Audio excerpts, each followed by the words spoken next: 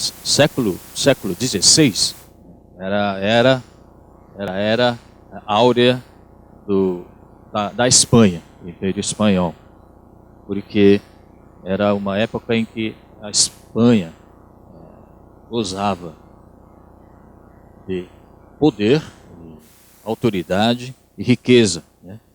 É quando o Império Espanhol se tornou poderoso, e isso fazia com que as demais nações vizinhas tivessem medo do Império Espanhol. Isso porque o rei Filipe II, por favor, o primeiro slide, se tiver, aí, ele era um homem muito ambicioso. Ele pertencia à dinastia Habsburgo, que era uma dinastia real que praticamente dominava a grande parte da Europa, vários reinos europeus naquela época. E o Império Espanhol tinha vasta extensão territorial, né? Então tinha muitas colônias, praticamente todo o continente americano pertencia à Espanha. E, próximo, por favor. E essa extensão territorial espanhola se estendeu até sudeste asiático, né? Filipinas, por exemplo, recebeu esse nome em homenagem ao rei espanhol Filipinas. Além disso, em 1580, o rei espanhol Filipe II também se torna rei de Portugal. Portanto, todas as colônias ao longo da costa africana e do Oceano Índico, que pertenciam a Portugal, passaram a ser também colônias do Império Espanhol. Além disso, espanhol naquela época, a Espanha gozava de muitas riquezas, né? A quantidade de ouro e prata que a Espanha conseguia trazer das Américas era maior do que o total de ouro e prata que toda a Europa possuía naquela época. Então, muitas riquezas. Além disso, a Espanha também controlava o comércio de sal e açúcar naquela época.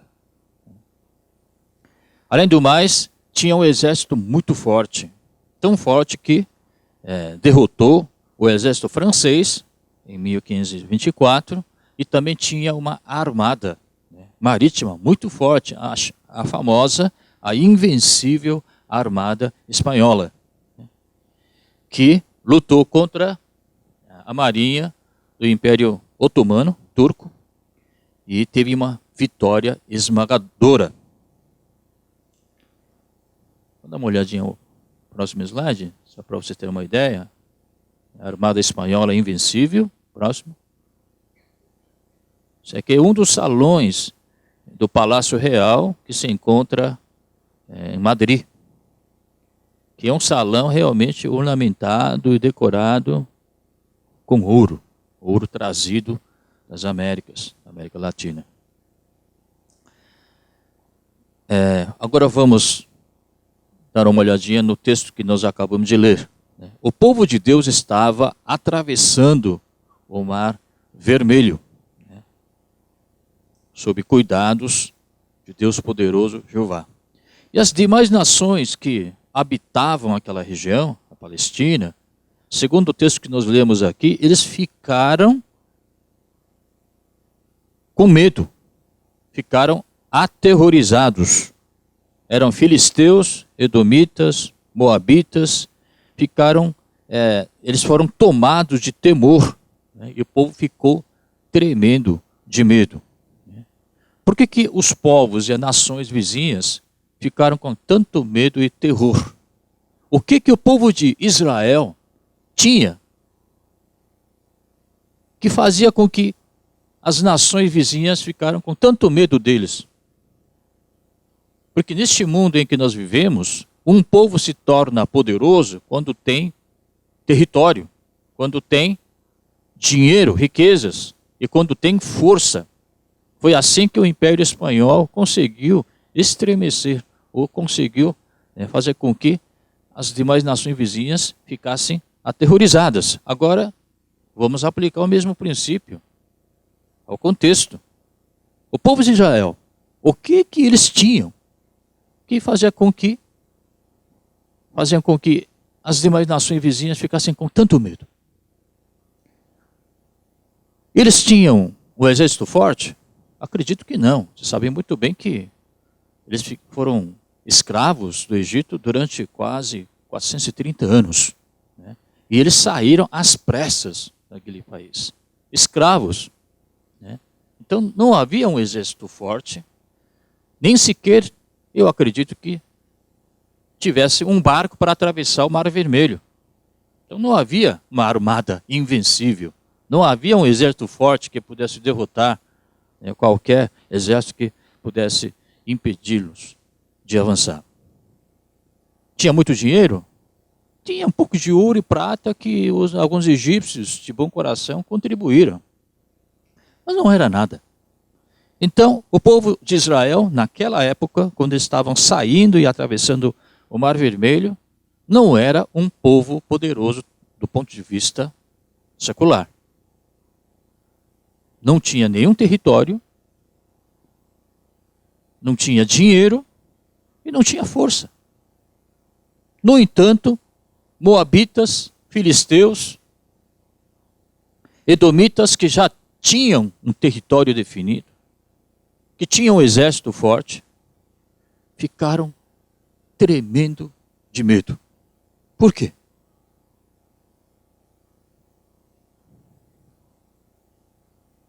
O que fez com que o exército, o povo de Deus, ficasse tão poderoso a ponto de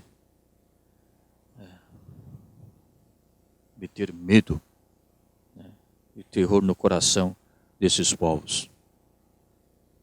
Qual é o segredo? Quando é que o povo de Deus, quando é que a igreja se torna um corpo forte e poderoso? O texto nos ensina esse segredo. É quando o povo de Deus se torna obediente à palavra de Deus. A única coisa que o povo de Israel fez nessa época era ser obediente, fielmente, totalmente ao comando de Deus. Foi isso que o povo fez. Quando Deus disse, vá nessa direção, eles foram. Quando Deus disse, não, vá nessa direção, eles foram. Quando Deus falou para voltar por onde vocês vieram, eles voltavam. E quando Deus disse, é aqui que vocês vão parar e vão acampar, é isso que eles fizeram. Embora sabendo que, militarmente, estrategicamente falando, não era um ponto ideal para acampar. Mas eles obedeceram e fizeram isso. A única coisa que o povo de Deus fez nessa época era simplesmente obedecer à condução, à orientação do Deus poderoso. E isso fez com que o povo de Deus ficasse forte e poderoso, a ponto de as demais nações ficarem com medo, ficarem aterrorizadas.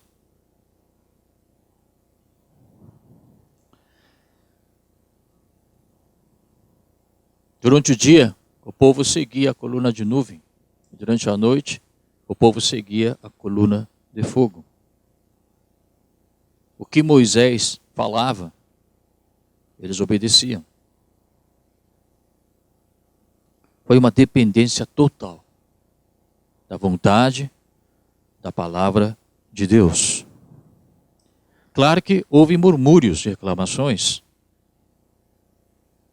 Assim como nós estamos nessa jornada espiritual, de vez em quando nós reclamamos. De vez em quando nós soltamos as palavras de murmúrio. Não sei o que e tal. Claro, com toda razão. O povo de Israel, embora fosse escravo no Egito, tinha pelo menos mantimentos, tinha pelo menos um pouco de conforto. Agora, uma vez que eles saíram do Egito, às pressas, primeira coisa, não havia privacidade. Não puderam tomar banho. Faltou água, faltou alimento. E quem que não ficaria irritado com essas condições? Quem que não ficaria reclamando? Então, com razão, né? Eles ficaram reclamando, murmurando, mas eles continuavam obedecendo o comando de Deus, dito através do seu líder Moisés. E é assim que eles conseguiram atravessar o Mar Vermelho. É quando você segue a orientação do guia, do líder, da palavra de Deus Todo-Poderoso, é que o povo se torna um povo poderoso. Diferentemente da maneira como acontece no mundo. Não é o dinheiro, não é força, não é propriedades ou patrimônio que fazem com que uma nação, um povo, uma igreja se torne mais forte, ou mais poderoso ou poderosa. Na Idade Média, irmãos, a Igreja Católica gozava de poder e autoridade. A igreja, junto com a realeza, junto com a nobreza, eles gozavam de muitas regalias. Mas nós sabemos muito bem, ao estudarmos a história, que a Idade Média é considerada uma idade das trevas. Será que a igreja realmente era uma igreja forte e poderosa? Nós sabemos muito bem que não. A igreja tinha força, teve até exército militar próprio. Instituíram inquisição para perseguir os que eram contra o cristianismo. Gozava de muitas riquezas, vindas de diferentes partes do mundo inteiro. Tinha poder, tinha autoridade, tinha força em suas mãos. Mas nós sabemos muito bem que era a época em que a igreja se encontrava mais fraca, mais vulnerável, mais frágil, em comparação a todos os diferentes tempos da história da igreja. Era uma época de cobiça, era uma época de corrupção, era uma época de secularização daquilo que era sagrado. A religião servia como instrumento nas mãos de políticos para satisfazer seus desejos pessoais, para satisfazer suas ambições. Por que a reforma religiosa aconteceu? Por causa disso. Portanto, eu digo para vocês, a igreja se torna uma nação poderosa, não quando tem muitas propriedades, muitos patrimônios, não quando tem força, não quando tem muito dinheiro, muitos prédios, muitas ofertas. Mas a igreja, o povo de Deus, se torna poderoso quando obedece ao Senhor.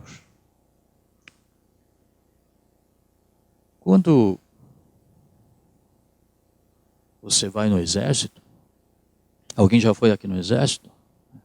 A primeira coisa que o exército ensina ao soldado não é como manusear armas, ensina como atirar, né? Como lutar, nada disso. A primeira coisa que o exército faz é armamento mental. É armar soldado com mente forte. A primeira coisa que eles ensinam é obediência. Obedecer ao comando de seus superiores. É isso que o exército faz. Porque um exército forte não é aquele exército que tem armas, né, modernas, grande número de soldados, muitos navios, muitos tanques. Nada disso. O exército forte é aquele exército cujos soldados, né, sabem obedecer ao comando dos seus superiores, que se mobilizam, que agem como se fossem um corpo só, em perfeita ordem. Esse é o exército forte. Da mesma maneira, nós vamos nos tornar um povo forte, poderoso, na medida em que nós agirmos, na medida em que nós mobilizarmos, na medida em que nós vivermos em obediência à palavra do Senhor. Eu e minha esposa, uns meses atrás, fizemos uma viagem, através de uma agência de turismo, né? E nosso grupo era mais ou menos o quê? Eram 45, 50 turistas vindos de vários lugares, né? E nós tivemos a oportunidade de visitar um museu, né? Um museu muito grande, enorme, né? E é muito famoso. Então, quando o ônibus estava quase se aproximando do museu, o guia se levantou do lugar e disse o seguinte, deu a seguinte orientação, né? Olha, esse museu que nós vamos visitar agora é abarrotado de gente, né? Vindo de tudo quanto é lugar, né? Se irmãos não tomarem cuidado, vocês facilmente vão se perder, tá? Portanto, por favor, meus senhores, minhas senhoras, tal, eu vou distribuir um receptor para cada um de vocês. Um aparelhinho, por favor, mostre aí. Acho que tem aí. Um receptor, né? Então ele entregou um receptor para cada um de nós, receptor Wi-Fi, né? E ele com o transmissor dele lá. Então, quando nós entrarmos no museu, não pode, por lei, o guia ficar gritando, né, explicando as obras-primas que se encontram dentro do museu em voz alta.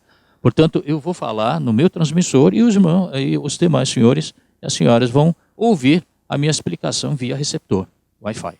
Ok, tudo bem. Então ele distribuiu um receptor para cada um de nós e sincronizou a frequência, testando. Todo mundo está me ouvindo? Tá, tudo bem, tudo. Aí nós entramos no museu. Agora, ele deu a seguinte orientação, né?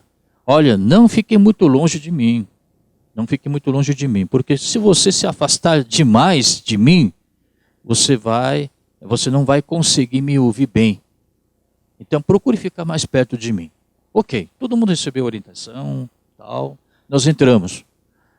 Bom, para encurtar a história, uma obra-prima me cativou a atenção. Então eu fiquei lá, né?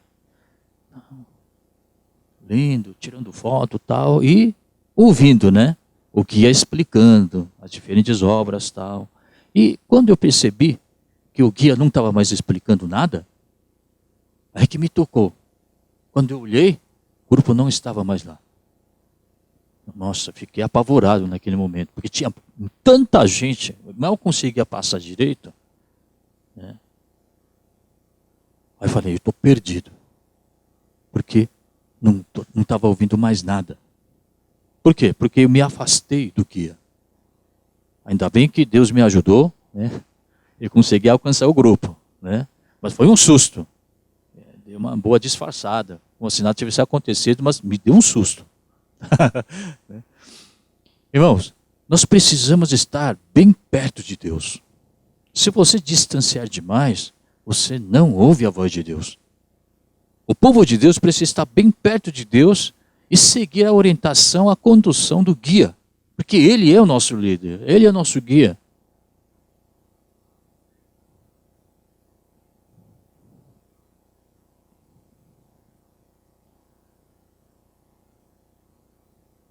Mas houve um momento em que este povo de Deus, tão obediente ao Senhor, às orientações do seu líder Moisés, ficou com medo também. Quando foi isso? Vou dar uma olhadinha. Êxodo 14. Ao aproximar-se o faraó, os israelitas olharam e avistaram os egípcios que marchavam na direção deles e eles ficaram aterrorizados. Então veja, o povo de Israel estava seguindo fielmente na orientação de Moisés, né? O seu guia, tal. De repente, eles verificaram que o faraó e seu exército, com aquela sede de vingança, né? Porque seus filhos primogênitos foram todos aniquilados, estavam prontos para matar o povo de Israel. E quando o povo percebeu a aproximação do faraó e seu exército, o que aconteceu? Os israelitas olharam e avistaram os egípcios que marchavam na direção deles e eles ficaram aterrorizados. Aterrorizados.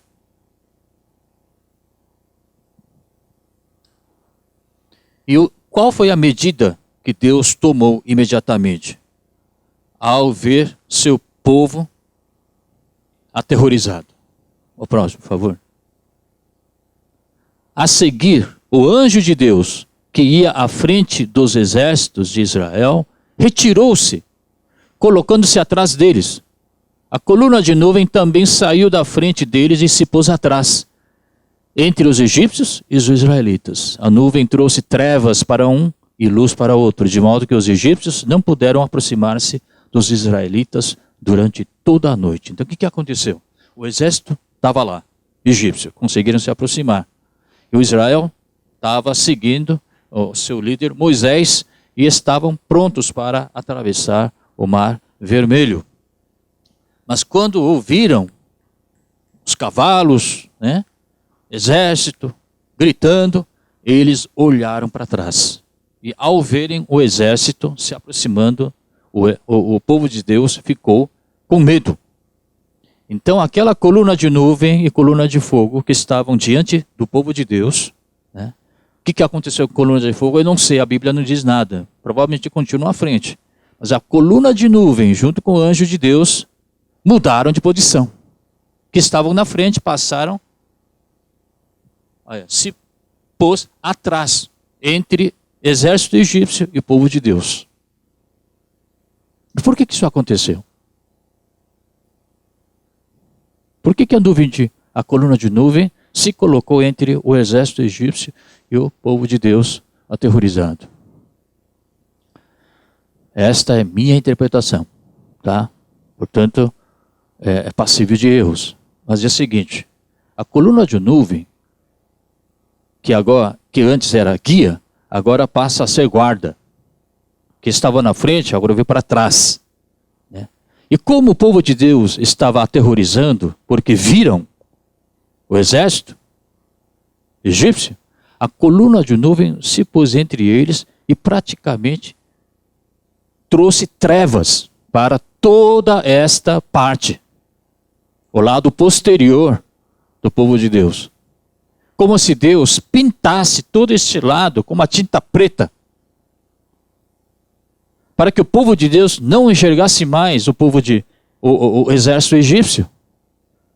Porque ao olhar o exército egípcio, que eles ficaram com medo. Então a coluna de nuvem se põe entre eles, pinta todo esse lado de escuro, preto, total treva, para que o povo não pudesse mais olhar, impedindo que o exército se aproximasse mais. Irmãos, muitas vezes na vida que a gente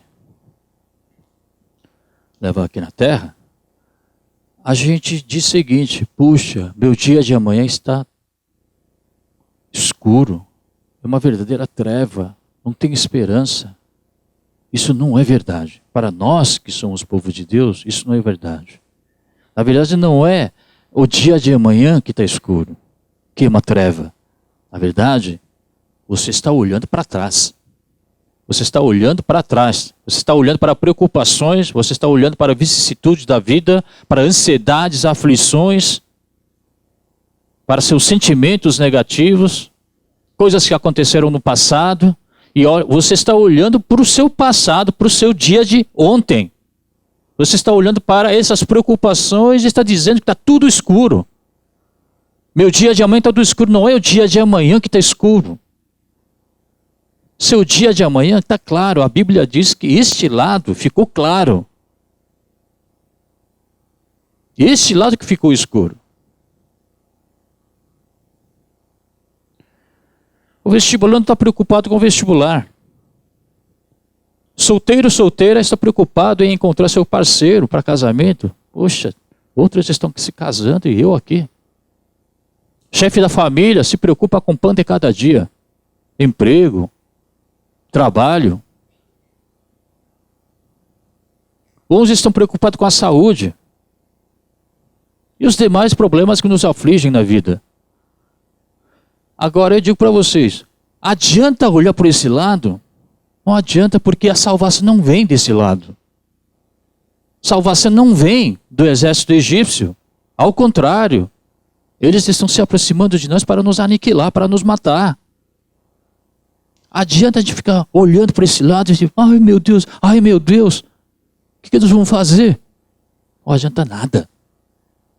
Nós temos que virar o rosto para frente, olhar para a coluna de fogo, olhar para o lado de Deus, seguir as orientações do líder Moisés e nos avançar.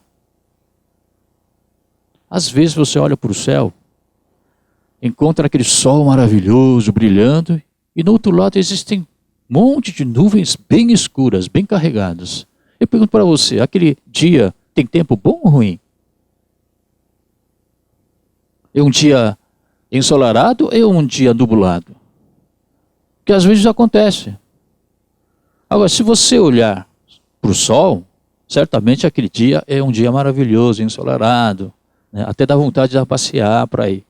Mas se você ficar olhando só para as nuvens escuras, aquele dia vai ser um dia melancólico para você. Um dia ruim, o tempo está ruim, vou ficar em casa. Em outras palavras, depende muito para qual objeto, para qual lado você está olhando. Porque o medo e terror está aqui, ó, dentro de você. Muitas vezes, o invisível mete mais medo em nós do que aquele que é visível.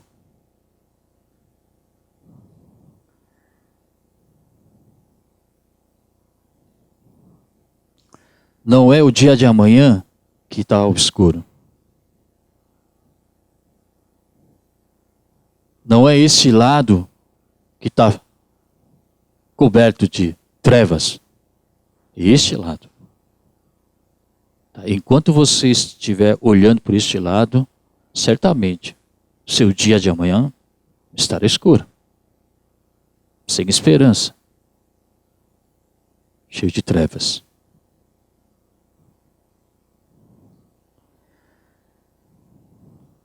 Quando Deus resolveu castigar duas cidades, Sodoma e Gomorra, Deus falou assim para Ló: Ló, pega sua esposa, seus filhos, suas filhas e saiam da cidade. Agora, não olhem para trás. Não olhem para trás. E o que a esposa fez, irmãos? Ela olhou para trás. Quando ela virou e olhou para trás, a visão ficou escura. Porque ela morreu. Ela virou uma coluna de sal. É isso que está acontecendo com a gente, irmãos. Todo mundo está preocupado com o dia de amanhã. Não, o que vai ser, tal, não sei o quê. Cronologicamente, sim, o ano 2016 está na nossa frente. Mas espiritualmente, você está olhando para trás. Você está olhando para preocupações, ansiedades antecipadas, vicissitudes da vida. Enquanto você estiver olhando para lá, não vai adiantar nada. Porque a salvação não vem de lá. A salvação vem daqui, ó, de Deus. Foi assim que o povo de Deus atravessou o Mar Vermelho.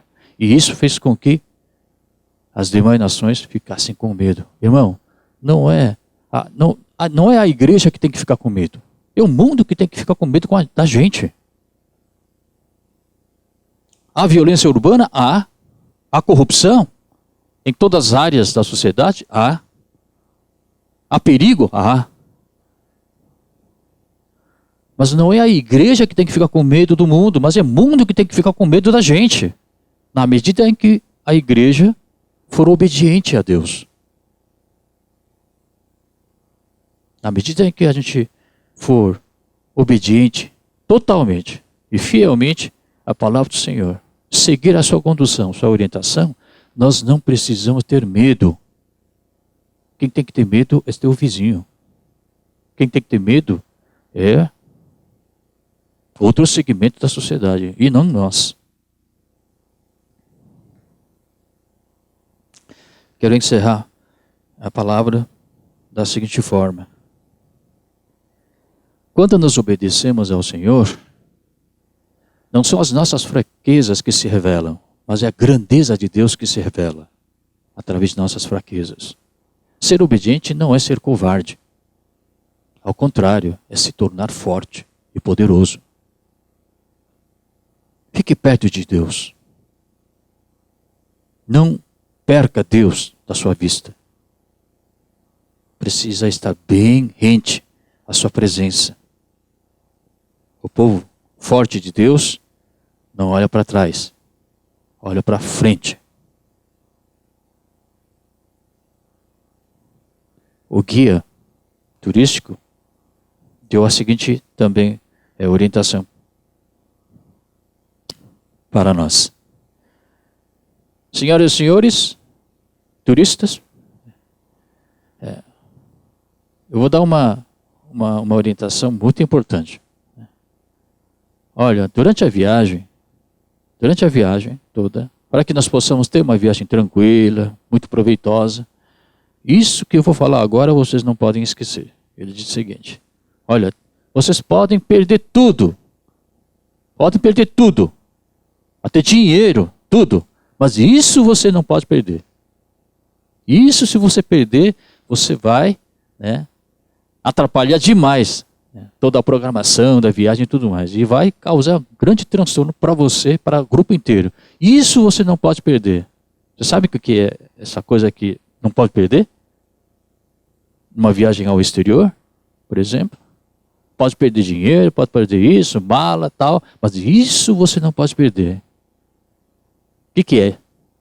É o passaporte. Passaporte você não pode perder, porque se perder, realmente quebra toda a programação. Porque tem que ir para o consulado, não sei o que, né? Então, passaporte não pode perder. Olha, você não pode perder a sua identidade. Qual é a nossa identidade ontológica, existencial? Que nós somos o quê? Povo de Deus. Isso você não pode perder, irmão. Você é povo de Deus. Se é povo de Deus, você obedece ao Rei. E nosso Rei é o Senhor. Isso você não pode perder.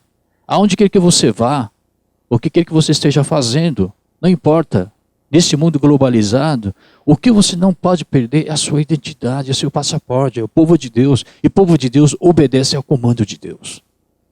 E o povo de Deus, aonde quer que nós estejamos, diferentemente da maneira como nós estamos espalhados pelo mundo inteiro, o povo de Deus é um só. É aquele que obedece ao comando de Deus. Aquele que obedece ao comando do Rei. Isso você não pode perder. Se você não perde isso, e você sempre procura ser obediente, olha, você será respeitado.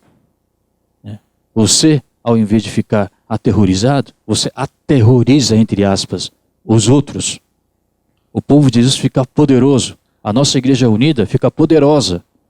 Não porque nós temos prédios, não porque nós temos muito dinheiro de ofertas, não porque nós somos fortes, tudo musculoso, nada disso. A igreja, embora pequena, aparenta ser frágil. Se for obediente a Deus, esta igreja é poderosa. Eu espero que você seja um cidadão do reino de Deus poderoso. Que a sua família seja poderosa. Que a nossa comunidade seja poderosa. Uma comunidade que obedece fielmente a palavra do Senhor. Curve a sua cabeça, irmão. Vamos orar. A questão para nós agora não é que nem o Shakespeare que diz to be, or not to be. That is the question, Ser ou não ser, eis a questão. Não, nossa questão é obedecer ou não obedecer. Eis a questão nossa. Então você precisa neste momento realmente tomar uma decisão séria. Vou obedecer ou não obedecer? Se você obedece, você se torna forte. Se você obedece, a esta comunidade se tornará um corpo de Deus, corpo do Senhor, poderoso. É assim que nós queremos marchar juntos. Como um exército, funcionando como um corpo só. O exército de Deus, prontos para marchar, pronto para conquistar as almas para o Senhor Jesus Cristo. Senhor, obrigado por esta palavra que foi um desafio para mim, antes de mais nada, e também espero que seja desafio para os demais irmãos presentes nesse recinto sagrado, Pai. Que o dia de hoje seja mais um dia de muita glória ao Senhor, e muitas bênçãos sobre nossas vidas, famílias e nossos trabalhos. Em nome do Senhor Jesus Cristo. Amém.